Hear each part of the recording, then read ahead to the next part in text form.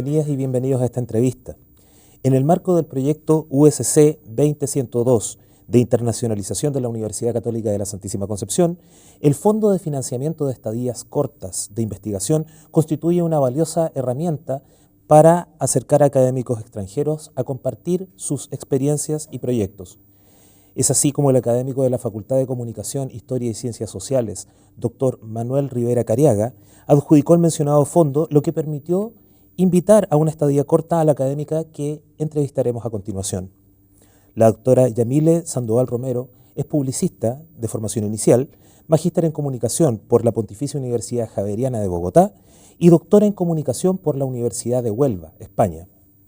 Actualmente se desempeña como académica en la institución universitaria Antonio José Camacho de Cali y forma parte de la red Alfamed, organización internacional que desarrolla investigación académica en temas de alfabetización mediática. Además, está vinculada a la corporación Talentum.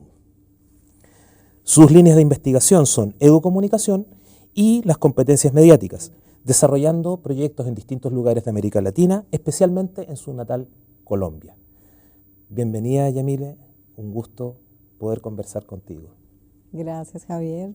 También muy acogida en esta universidad, en este país que además es mi primera vez presencial, así que lo disfruto, el calor interno y el frío externo, que me ha parecido una ciudad muy acogedora y sobre todo una universidad muy interesada por cambiar socialmente algunos aspectos que creo que todos estamos luchando hacia allá, así que bueno, muchas gracias y encantada de estar con ustedes. Gracias a ti por aceptar nuestra invitación. Viniendo desde la publicidad, ¿cómo nace el interés por estudiar e investigar sobre educomunicación y competencias mediáticas? Bueno, realmente el camino, la vida me pone en el camino hace muchos años, cuando empiezan a aparecer algunas preguntas en torno especialmente al consumo de contenidos para audiencias infantiles, en ese momento mis hijos. Realmente asisto a un momento histórico en Colombia en donde se abren licitaciones para producir contenidos educativos para niños y niñas. Y tengo la suerte de dirigir un proyecto infantil en donde empiezan a salir un montón de preguntas acerca de si lo que estamos produciendo desde nuestra visión de adultos es realmente lo que necesitan y lo que les gusta a los niños y niñas para quienes lo estamos haciendo. Rápidamente encuentro esta línea, no de investigación en su momento, porque venía efectivamente desde la publicidad y lo que quería era investigar y publicar de otra manera, no académicamente, pero empiezan a surgir una serie de preguntas que con un referente además de la tierra, de Chile, en el año 2000 más o menos en Manizales, una ciudad muy cercana a Cali, se me abre un mundo hacia la educomunicación y es que conozco a Valerio Fuensalida, quien en una de las aulas de clase de la Universidad de Manizales dice que para poder trabajar con audiencias, sean infantiles, sean jóvenes o sean adultos, hay que partir de escucharlos, cuáles son las necesidades que tienen, pero además qué están haciendo con ese contenido que están consumiendo. Entonces ahí se abre una gran línea de investigación de interés particular en su momento que se concreta en la academia, cuando decido ser docente, cuando creo que ese es el espacio más fructífero para poder desarrollar mis líneas de investigación y descubro a Paulo Freire, que es finalmente quien habla de educomunicación. Y es un público complejo de investigar, pensando que niños, niñas y adolescentes tiene ciertas complejidades al momento de poder extraer información. ¿Cómo ha sido la experiencia? ¿Ha sido complejo? Pues creo que es una ventaja que haya crecido con mis hijos, junto a ellos, porque claro, desde ahí se desprenden una serie de herramientas desde el sentido común, que a veces la academia no incorpora muy fácilmente, pero que a mí me sirvieron muchísimo para entender que junto a esa línea que rescata el partir del otro, de sus experiencias, de sus competencias, pues lo que hace es instalar la pregunta antes que la respuesta en todo el proceso de investigación. Entonces, trabajar con niños y niñas efectivamente no es tan sencillo, no porque sea complejo con ellos, sino porque no conocemos muchas herramientas y metodologías para trabajar con ellos. Pero cuando ya te decides por esta línea efectiva y te acercas a ellos no solamente desde los libros, sino también desde su quehacer diario, desde observarlos, desde que preguntas acerca de qué está pasando en su mundo realmente y los conoces también, por supuesto, desde lo formal, que es desde los psicólogos, pedagogos, y empiezas a construir una representación más real, más cercana a lo que es un niño y una niña, no solo desde los universales, sino desde el contexto particular de tu país o tu ciudad, pues se desata una serie de posibilidades que bien encaminadas hacen que tu trabajo sea muy fácil. Ya lo incorporas de una manera natural a la investigación. Claro, el hecho de construir los perfiles, de construir a partir de la información del usuario para poder después derivar en la construcción del producto de información en sí, Exacto. del contenido. ¿Cuál es la experiencia en otros países de América Latina? Ya hablamos un poco de Colombia, mencionas algunos referentes de Chile. Ajá. Entonces, ¿qué experiencias has detectado, qué experiencias has visto en otros países de América Latina? Bueno, con relación a la línea de investigación ya específicamente en competencia mediática, que esto se deriva de algo que se denominaba formación de públicos o recepción crítica, o sea, porque esto viene desde la televisión. Todo este fenómeno del Internet y la explosión ahora de contenidos es un resultado directo de la evolución de los medios de comunicación y los contenidos. O sea, esto no es nuevo porque sí, sino porque viene derivado de viejas preguntas que nos hacíamos ya desde la televisión. Entonces, algo que hemos encontrado es que las mismas preguntas, las mismas inquietudes las compartimos a nivel internacional. Solo que en algunos países tenemos un mayor desarrollo, vamos a decirlo de esa manera, en cuanto a la reflexión acerca de qué podemos hacer, que se deriva directamente de la academia, eso hay que reconocerlo. Esta línea de investigación no nace de los medios de comunicación o un interés particular de gobierno, sino normalmente viene asociado a la academia. Cuando nace la televisión, cuando se instaura el miedo, exactamente igual por el poder.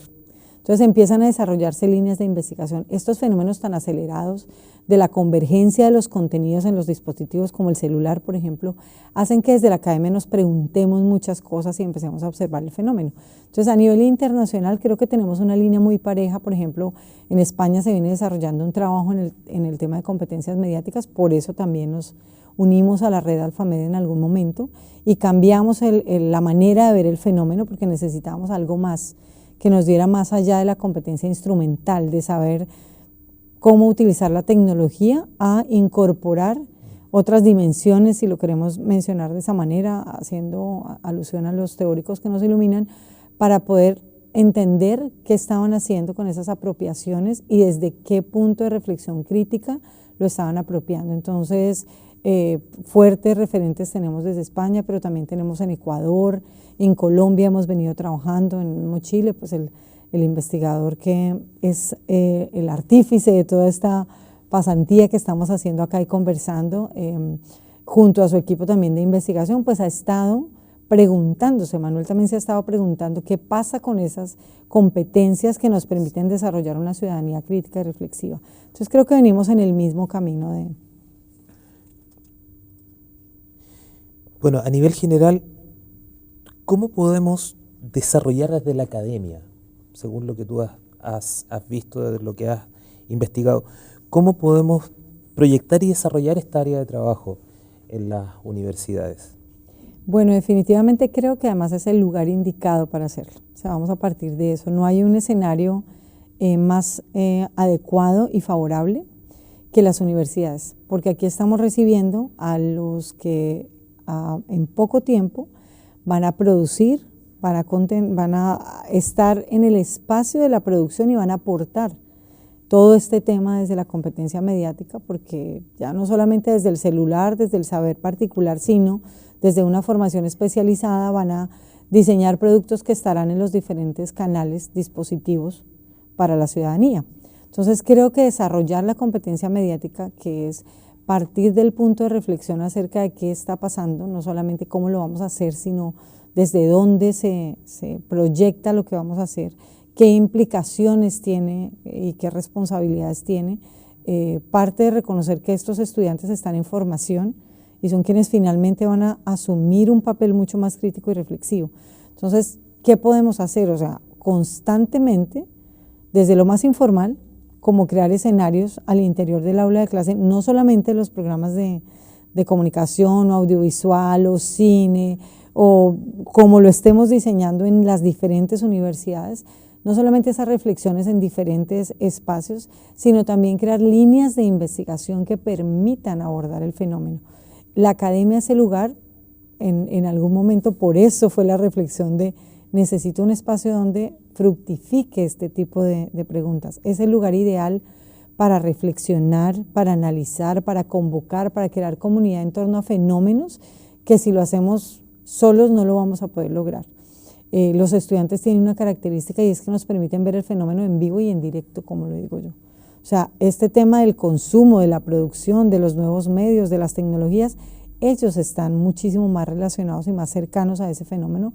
Por lo tanto, crear comunidad para investigarlo es muchísimo más sencillo.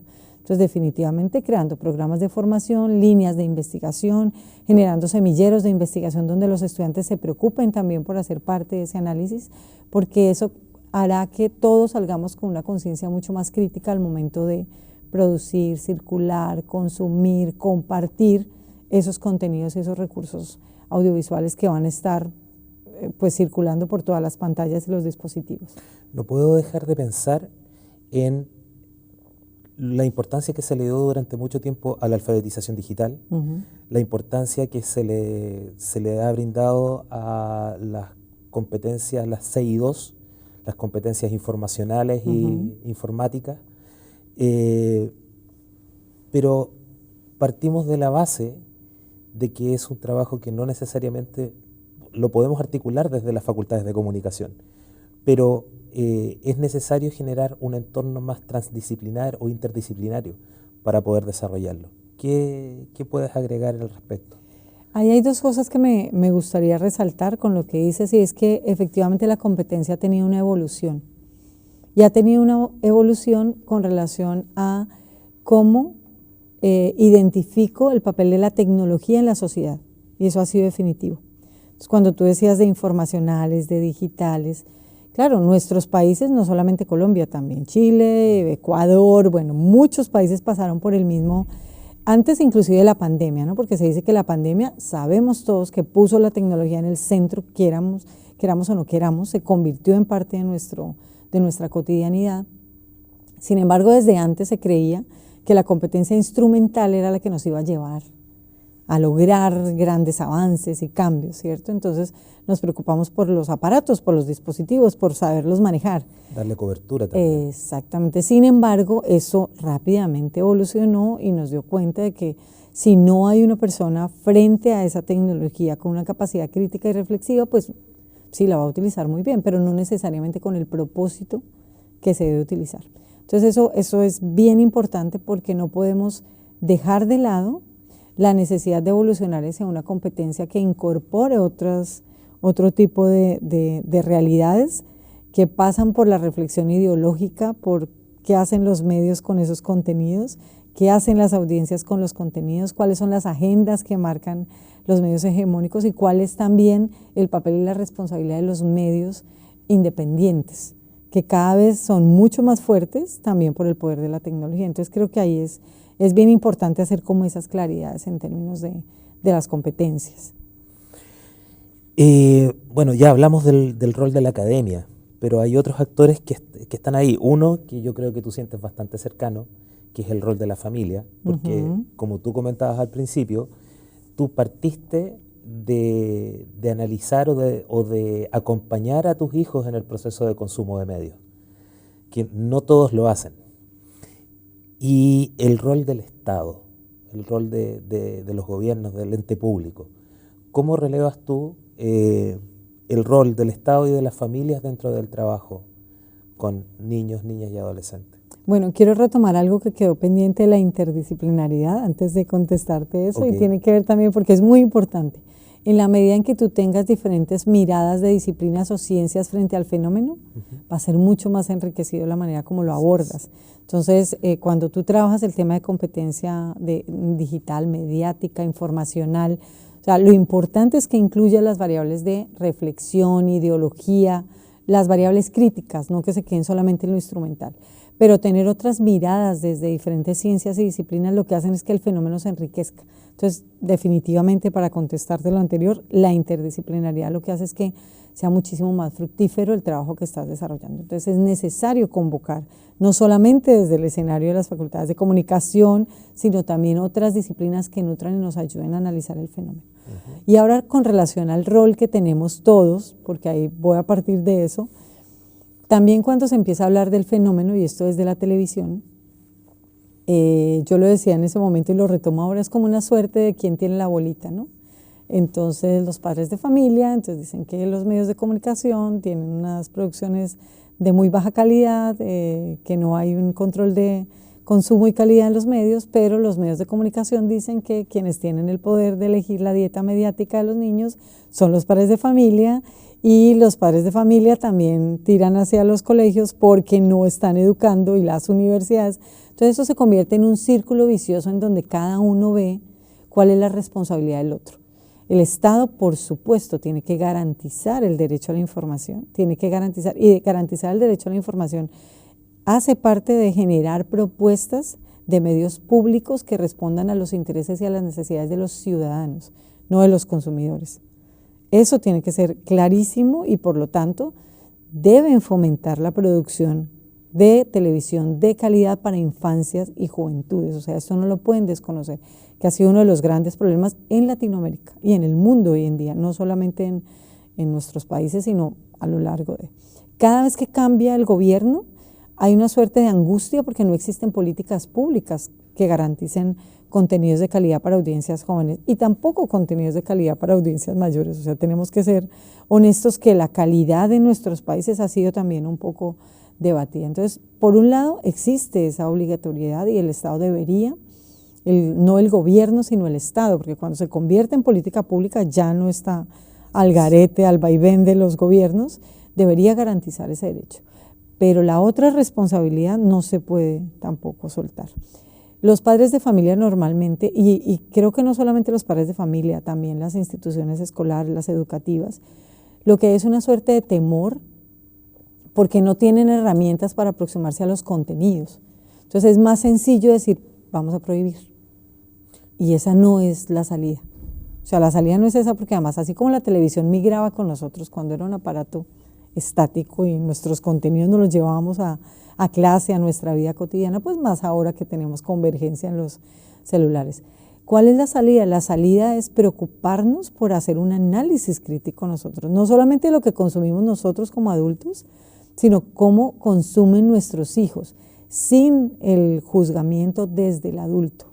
Vamos a analizarlo y vamos a preguntar qué está pasando con eso, cómo lo están apropiando. En el momento en que se crea ese diálogo, cualquier contenido es el mejor dinamizador de temas muy difíciles que pueden convertirse en un tema central familiar. Se trata de que los padres se conviertan en unos orientadores y unas guías para que sus hijos logren tener la posibilidad de decidir por una buena dieta mediática.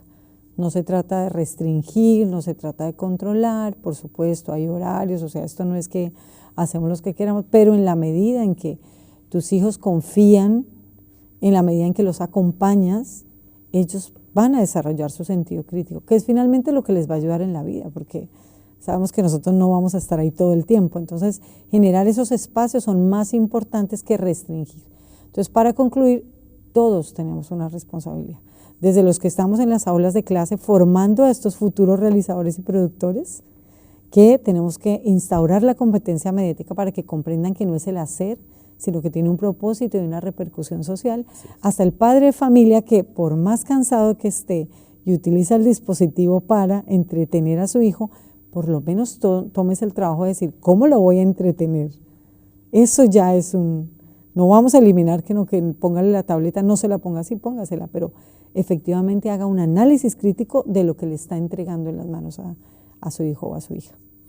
¿Existirá la necesidad también de capacitar a estas familias y a estos padres en el procedimiento para poder realizar este acompañamiento efectivo? Porque, por supuesto. Como mencionas tú, claro, no le pase la tableta. Bueno, la tableta o el celular se han convertido, el smartphone en este caso, se han convertido en niñeras digitales. Así es. Donde supuestamente los chicos tienen capacidades instaladas por defecto que tienen que ver simplemente con la dimensión, como decíamos hace un momento, con la dimensión operativa, con la dimensión instrumental, pero la parte de... Siempre recuerdo lo que decía un profesor de e-learning, que decía que la habilidad digital muchas veces se limita a mover el mouse. Y la tarea de nosotros como profesores era conectar la mano del mouse con el cerebro, con la cabeza. Así es. Se me hace mucho sentido lo que conversábamos. Bueno, en lo personal, ¿en qué estás investigando ahora?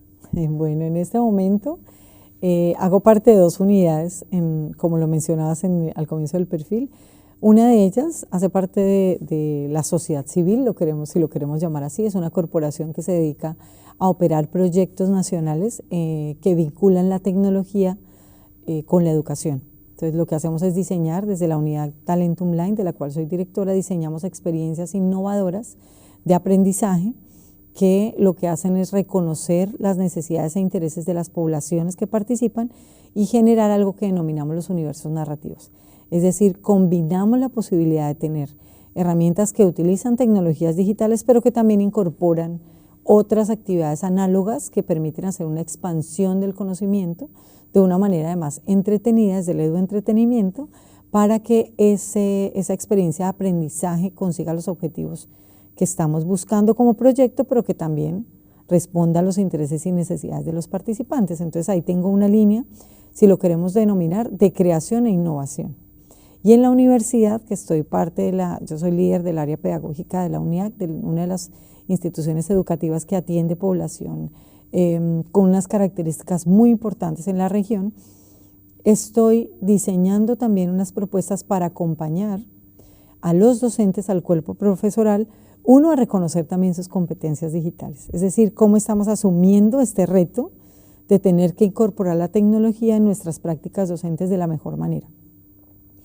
Y los estoy acompañando también en diseñar estrategias innovadoras y creativas para que ese escenario de aprendizaje que ellos comparten y construyen con sus estudiantes, pues sea efectivo para todos. Es decir, estoy en un área estoy creando e innovando con productos y en la otra área estoy diseñando estrategias de aprendizaje.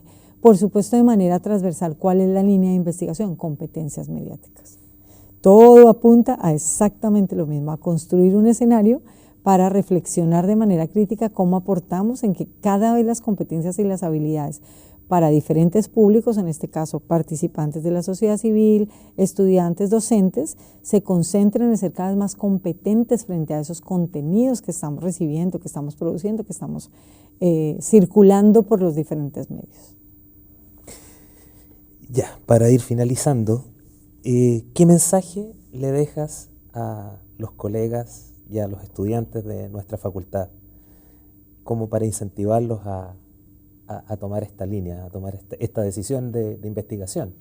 Y básicamente es eso. Bueno, yo creo que lo más importante es que comprendamos que nuestro papel, que es de privilegio al estar en un aula de clase en cualquiera de los roles que manejamos, o como estudiante o como docente, es un privilegio poder cambiar la dinámica social. A veces no somos realmente conscientes de lo que significa pararnos en un aula de clase y construir conocimiento nuevo. Construir conocimiento nuevo parece ser que está reservado a las publicaciones de alto impacto o a correr el paradigma que está en ese momento, pero construir conocimiento nuevo es construir un espacio en donde la esperanza por cambiar la sociedad se mantenga. Eso es el privilegio que tenemos los docentes y los estudiantes que construimos en escenarios, sobre todo como esta universidad, que está interesada porque hagamos movilización social, porque cambiemos y mejoremos la dinámica de la sociedad. Eso hay que recordarlo, o sea, somos unos privilegiados y tenemos unas herramientas poderosísimas para cambiar esta dinámica.